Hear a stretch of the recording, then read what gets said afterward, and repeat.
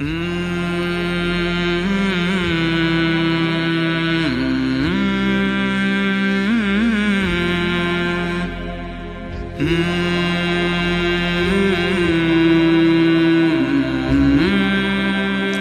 علیکم ورحمۃ اللہ وبرکاتہ۔ الحمد للہ وکفی وسلام علی عبادہ الذین اصطفی وخاصۃ علی محمد رسول اللہ صلی اللہ تعالی علیہ وسلم۔ اما بعد فاعوذ باللہ من الشیطان الرجیم، بسم اللہ الرحمن الرحیم۔ وَكَذَلِكَ جَعَلْنَاكُمْ أُمَّةً وَسَطًا لِتَكُونُوا شُهَدَاءَ عَلَى النَّاسِ، اور ہم نے تمہیں اعتدال والی امت بنایا تاکہ تم دنیا کے لوگوں کے سامنے گواہی دے سکو۔ یہ ایک آیت کا ٹکڑا میں نے پڑھا ہے۔ روزانہ کی تلاوت میں سارا قرآن تو بیان نہیں ہو سکتا، جو آیت پیش کرنی زیادہ ضروری ہوتی ہے اس کو میں کوشش کرتا ہوں ہائی لائٹ کر دوں۔ اس میں اللہ نے ہمیں زندگی گزارنے کا ایک پیمانہ دے دیا، ایک ترازو دے دیا ہے کہ ہم نے تمہیں اعتدال والی امت بنایا ہے۔ اس کی میں مثال دیتا ہوں، جیسے پہلے زمانے میں ترازو ہوتے تھے، اب تو ڈیجیٹل آ گئے۔ تو ترازو ہوتے تھے تو اس میں نا ایک کانٹا ہوتا تھا یہاں ایسے کر کے، اور ادھر دو پلڑے ہوتے تھے۔ تو جب وہ کانٹا بالکل درمیان میں ہوتا تھا، نہ ادھر جھکاؤ نہ ادھر جھکاؤ، تو اس کی اس حیثیت کو اعتدال کہتے ہیں۔ ادھر چلا جائے زیادہ تو بھی شدت پسندی، ادھر چلا جائے زیادہ تو بھی شدت پسندی۔ یوں ہو جائے دین میں بہت زیادہ، یہ بھی اللہ کو پسند نہیں۔ ایسے ہو جائے دنیا میں بہت زیادہ، یہ بھی اللہ کو پسند نہیں۔ اللہ تعالیٰ فرماتے ہیں کہ اپنی زندگی میں عدل پیدا کرو، انصاف پیدا کرو، اعتدال پیدا کرو، کہ جب دنیا میں لگو تو ایسے نہ لگو کہ تمہیں آخرت بھول جائے، تم جھوٹ کو حلال کر دو، سود کو حلال کر دو، اور سارے حرام کو کرتے چلے جاؤ کہ جی ہم تو گناہ گار ہیں، ہم تو دنیا دار ہیں۔ یہ بھی انتہا پسندی ہے، یہ اللہ کو پسند نہیں ہے۔ دنیا کی طلب ایک بڑا عمل ہے۔ اللہ کے نبی کا فرمان ہے، من طلب الدنیا حلالا، جس نے رزق حلال کمایا، جس نے دنیا کو حلال راستے سے طلب کیا، اس میں جھوٹ نہیں، اس میں دھوکہ نہیں، فراڈ نہیں، اس میں سود نہیں، اس میں ظلم اور زیادتی نہیں، اس میں وعدہ خلافی نہیں، کسی غلط چیز کی تجارت نہیں، شراب بیچتا ہے یا ڈرگز بیچتا ہے، نسل کو برباد کرتا ہے۔ تو جس نے حلال راستے سے دنیا کو کمایا، استعفافاً عن المسئلہ، کہ مجھے مانگنا نہ پڑے لوگوں سے، میں خوددار بن کے زندگی گزاروں، سعیاً علی اہلہ، اپنے بچوں پہ خرچ کرنے کے لیے کہ وہ عزت کی زندگی گزاریں، تعطفاً علی جارہ، اپنے آس پاس کے غریب لوگوں پر خرچ کرنے کے لیے، جو صبح بازار جاتا ہے اور اپنی جاب پر جاتا ہے، اپنی مزدوری پر جاتا ہے، وہ ریڑھی پر بیٹھتا ہے یا بہت بڑے پروجیکٹ کے آفس میں بیٹھتا ہے، اگر یہ چار باتیں اس کے اندر ہیں، حلال کماتا ہے، جابین رشوت نہیں لیتا، غلط کام نہیں کرتا، کسی کی فائل نہیں روکتا، بچوں پہ خرچ کرنے کے لیے اور پڑوسیوں کو نوازنے کے لیے، غریب پڑوسیوں پر خرچ کرنے کے لیے، اور سوال سے بچنے کے لیے۔ جو دنیا کو کماتا ہے، تو اب آپ خوشخبری سنیں، لقی اللہ تعالی یوم القیامہ وجہہ مثل القمر لیلۃ البدر، قیامت کے دن وہ اللہ سے ایسے ملے گا کہ اس کا چہرہ 14ویں رات کے چاند کی طرح چمکتا ہوگا۔ تو ایسی دنیا کمانا بھی بندگی ہے۔ ریاکاری کے نفل پڑھ رہا ہو تو وہ جہنم ہے، اور ان 4 شرطوں کے ساتھ دکان پہ بیٹھا ہو، آفس میں بیٹھا ہو، ریڈی پہ بیٹھا ہو تو وہ جنت کا راستہ ہے، اللہ کو اتنا پسند ہے، کیونکہ اس میں درمیانی راستہ ہے، اعتدال والا راستہ ہے۔ اب اس میں انتہا پسندی کیا ہے؟ دوسری حدیث پیش کرتا ہوں، تعس عبد الدینار وعبد الدرہم وعبد القطیفہ، تعس وانتکس وإذا شیک فلن تقش، ان اعطی رضی وإن لم یعط سخط۔ آپ نے فرمایا دینار کا چاہنے والا، دینار کا غلام، چاہت تو سب کی ہے، سونے کا غلام ہلاک ہو جائے، چاندی کا غلام ہلاک ہو جائے۔ اللہ نے کائناتی معیشت کو، اکانومی کو سونے چاندی کے گرد گھمایا ہے، یہ اللہ کی اپنی قدرت ہے۔ تو اب یہ انتہا پسندی آ رہی ہے، جس نے آپ نے کہا ہلاک ہو جاتا ایسا، کون؟ عبد الدینار، سونے کا غلام، چاندی کا غلام، اور زیب و زینت کا غلام، اسیسریز کا غلام، کہ حلال رزق میں ایسی نہیں مل رہا تو چلو کوئی ڈنڈی مار لو، کوئی رشوت لے لو، کوئی جھوٹ بول کے سودا بیچ لو، یہ ہے۔ تو اس کے لیے آپ نے بد دعا فرمائی۔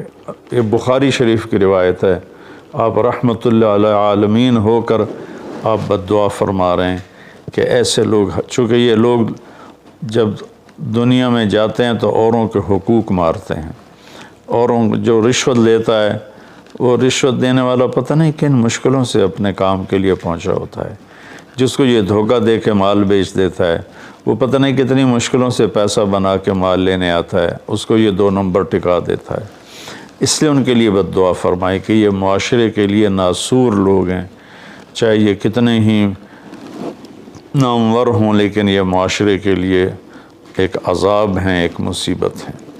تو دنیا میں بھی چلو تو درمیانہ راستہ اختیار کرو، اتنے نہ کھب جاؤ میرے بھائیو کہ ٹوائلٹ میں بھی سودے ہو رہے ہوتے ہیں، پیشاب کرتے ہوئے۔ ابھی میں کراچی سے لوٹا تو لاہور ایئرپورٹ پر میں وضو کرنے گیا تو پیچھے جو پیشاب کرنے کی جگہ ہوتی، وہاں ایک آدمی کھڑا ہوا، گردن کے ساتھ اس نے موبائل پکڑا ہوا تھا اور بولے جا رہا تھا، بولے جا رہا تھا، بولے جا رہا تھا۔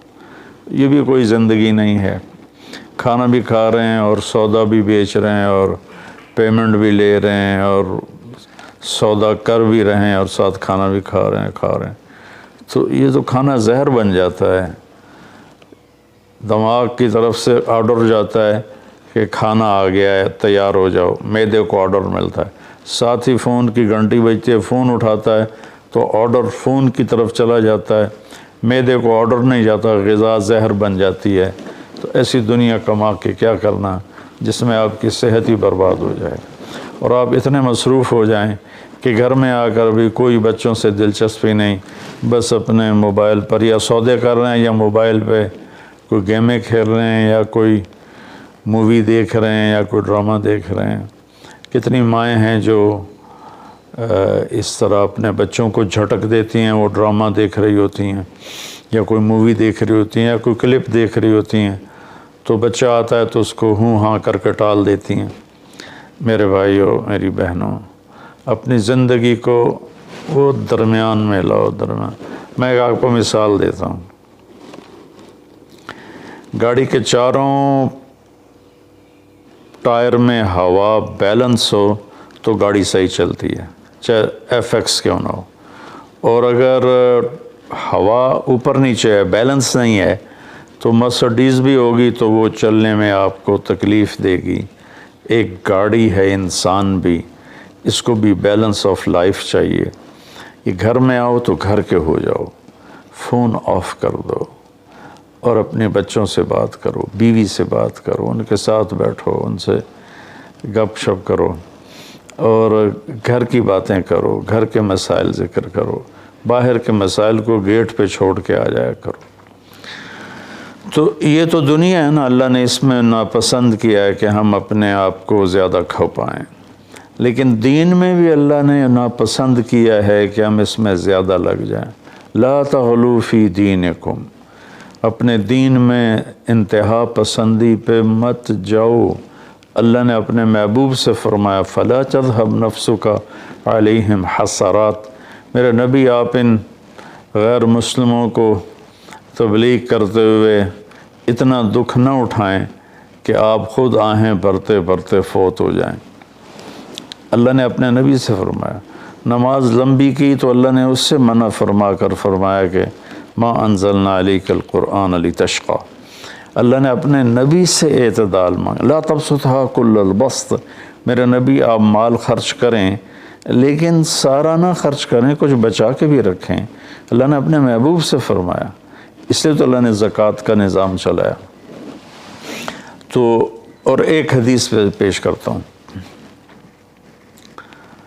3 صحابہ آئے حضرت عائشہ رضی اللہ عنہ کے پاس کہ اللہ کے نبی کی رات کیسی ہوتی ہے، تو انہوں نے فرمایا کہ سوتے بھی ہیں اور اٹھتے بھی ہیں، نفل بھی پڑھتے ہیں، بلکہ آپ کی بہت خوبصورت عادت تھی، جب آپ تہجد سے فارغ ہو جاتے تو یوں کر کے لیٹ جاتے، ایسے کر کے، اور حضرت عائشہ رضی اللہ تعالیٰ عنہ بھی اٹھ جاتی تو آپ ان کے ساتھ اسی حال میں باتیں کرتے، گپ شپ لگاتے۔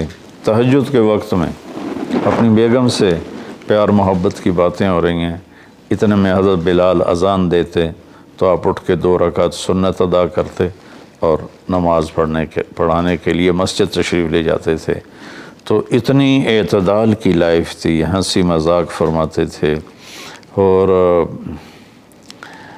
حضرت عائشہ رضی اللہ عنہ کو لقمے بنا کے کھلاتے تھے، ان کو آٹا گوندھ کے دیتے رہے جب تک حضرت عائشہ رضی اللہ عنہ کو آٹا گوندھنا نہیں آیا، کہ وہ چھوٹی عمر میں ان کی شادی ہوئی تھی۔ تو انہوں نے جب یہ سنا تو کہنے لگے وہ تو اللہ کے نبی ہیں، وہ تو کچھ بھی نہ کریں، بخشے بخشائے ہیں، ہمیں تو کچھ کرنا چاہیے، کیا کریں؟ ایک نے کہا میں ساری رات نہیں سوؤں گا، نفل پڑھوں گا، کتنی اچھی نیت کی ہے۔ دوسرے نے کہا میں ساری زندگی روزے رکھوں گا، کبھی افطار نہیں کروں گا، کتنی اچھی نیت ہے۔ تیسرے نے کہا میں شادی نہیں کروں گا، بس اللہ کی عبادت کروں گا اور اللہ کے راستے میں جہاد کروں گا، کتنی اچھی نیت ہے۔ آپ کو پتہ چلا تو آپ نے تینوں کو بلا لیا۔ تو آپ نے ان کو ڈانٹ پلائی، تم میرے اللہ کو مجھ سے زیادہ جانتے ہو، تم میرے اللہ سے مجھ سے زیادہ ڈرتے ہو، زیادہ تقوی والے ہو، میں تم میں سب سے زیادہ اپنے اللہ کو جانتا ہوں، سب سے زیادہ اللہ سے ڈرتا ہوں، میں کھاتا بھی ہوں، روزہ بھی رکھتا ہوں، میں نے شادی بھی کی ہے، میں سوتا بھی ہوں اور میں جاگتا بھی ہوں، اور میں نے آپ نے تو 11 شادیاں کی، 9 بیویاں زندہ تھیں جب آپ دنیا سے تشریف لے گئے، تو آپ کی خوبصورت زندگی تھی ان کے ساتھ۔ تو آپ نے تینوں کو ڈانٹا اور فرمایا کہ اعتدال کے ساتھ چلو، جس نے کہا میں شادی نہیں کروں گا شادی کرے، جس نے کہا میں روزہ نہیں چھوڑوں گا وہ روزہ چھوڑے، کہ مہینے میں 3 روزے رکھو بس، 13، 14، 15، اور جس نے کہا میں رات سوؤں گا نہیں وہ آرام بھی کرے اور اٹھے بھی صحیح۔ تو یہ زندگی اعتدال والی اللہ کو تو دین میں انتہا پسندی اچھی نہیں لگتی، اور اللہ نے اس کو رد فرمایا۔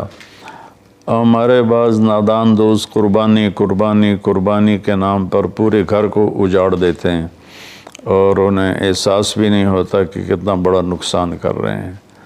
سب سے بڑا تقاضا اسلامی تاریخ میں جنگ بدر کا ہے، اس سے بڑا تقاضا قیامت تک نہیں آئے گا۔ کہ جن کے بارے میں اللہ کے نبی کی وہ گواہی ہے جو قیامت تک کسی کے لیے نہیں، ان تہلک هذه العصابۃ فلن تعبد، میرے رب اگر آپ نے اس جماعت کو ہلاک کر دیا تو پھر آپ کا نام لینے والا کوئی نہیں بچے گا۔ اتنی بڑی گواہی 313 کی، اور یہ اتنا بڑا تقاضا تھا اور اتنا بڑا یہ اس وقت اہم اور ضروری کام تھا۔ آپ نکلے اور ذوالحلیفہ 7 میل دور ہے، جب وہاں پہنچے تو حضرت عثمان اور اسامہ رضی اللہ عنہما کو آپ نے واپس بھیج دیا کہ آپ کی بیگم حضرت رقیہ رضی اللہ تعالی عنہ وہ حضور صلی اللہ تعالی علیہ وسلم کی دوسرے نمبر کی بیٹی تھیں۔ حضرت زینب پہلے نمبر پر، حضرت رقیہ دوسرے نمبر پر، ام کلثوم تیسرے نمبر پر، حضرت فاطمہ چوتھے نمبر پر۔ تو بیمار ان کو چیچک نکل آیا تھا، تو ان کو وہاں سے واپس بھیجا کہ جاؤ تم رقیہ کی تیمارداری کرو۔ وہ جنگ بدر میں شریک نہیں ہوئے، میرے نبی نے واپس کیا، لیکن جنگ بدر کے شریک صحابہ میں ان کا نام لکھوایا، دونوں کا۔ جب ہم بدری صحابہ کی فہرست کھولتے ہیں تو اس میں اسامہ اور عثمان رضی اللہ عنہما دونوں کا نام ذکر ہے، اور مال غنیمت میں ان کا حصہ بھی رکھا آپ نے۔ اتنے بڑے تقاضے کو آپ نے بیوی کی بیماری کی وجہ سے پیچھے کر دیا اور ان دونوں کو واپس بھیجا، اور رقیہ رضی اللہ عنہ کا انتقال ہو گیا۔ جب آپ واپس تشریف لائے تو وہ دفن ہو چکی تھی، تو آپ نے ان کی قبر پہ جا کر دعا فرمائی۔ تو میرے بھائیو، دین میں بھی اعتدال ہو، دنیا میں بھی اعتدال ہو۔ یہ رہبانیت تو نصارہ عیسائیوں میں تھی کہ شادی نہیں کرنی، نہانا نہیں، بال نہیں کٹوانے، ناخن نہیں صاف کرنے، پہلے، اب نہیں، پہلے جو قدیم عیسائی مذہب تھا۔ تو طبیعت میں اتنی شدت، غیر فطری زندگی، پھر وہ دوسرے طریقے سے اپنی خواہشات کو پورا کرتے تھے، تو اس سے میرے نبی نے روکا۔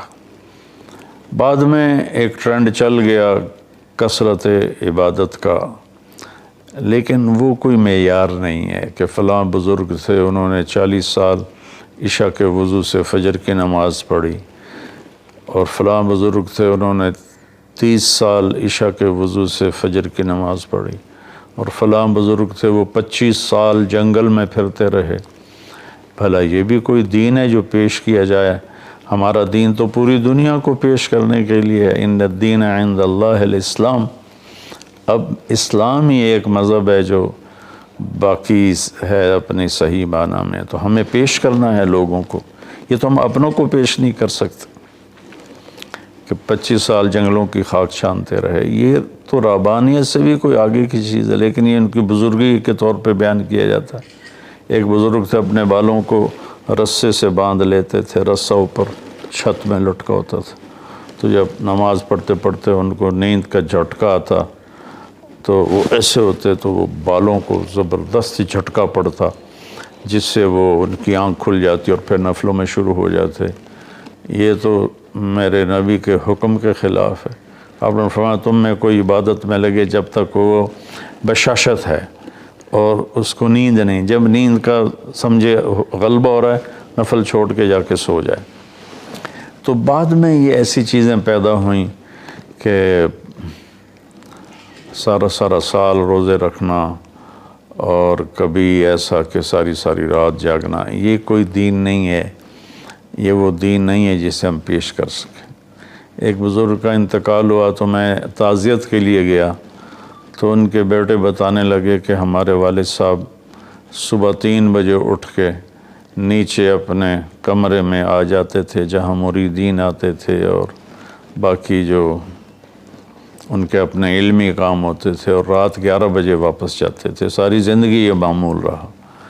یہ کوئی قابل ذکر بات نہیں ہے جس کو ہم بطور ایک نمونہ پیش کریں۔ میرے نبی نے اپنی زندگی کو 4 حصوں میں تقسیم کیا ہوا تھا۔